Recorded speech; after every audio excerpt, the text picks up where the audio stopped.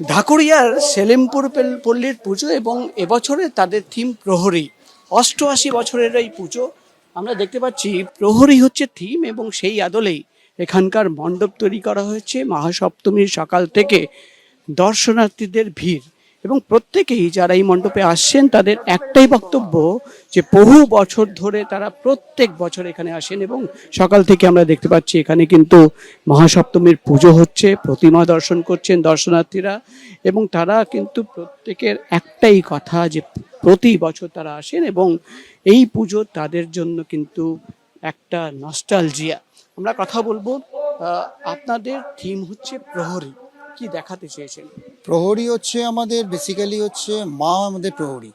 আজকে সারা বিশ্ব জুড়ে যেভাবে অরাজকতা বেড়ে গেছে, হিংসার যেটা বেড়ে গেছে, সেখানে একমাত্র মাই একমাত্র যে আমাদের প্রহরী হিসাবে কাজ করবে এবং তাদের যে সন্তানরা কোনটা ভালো কোনটা মন্দ করছে সেগুলোকে তাকে শিক্ষাদান করে তার কাজ। তো এবং আমাদের সারা পৃথিবী জুড়ে যাকে যেটা হচ্ছে সবচেয়ে বড় যে তার যে একটা প্রতিবন্ধকতা সেটাকে বাঁচিয়ে রাখা রক্ষা করা তারই কাজ।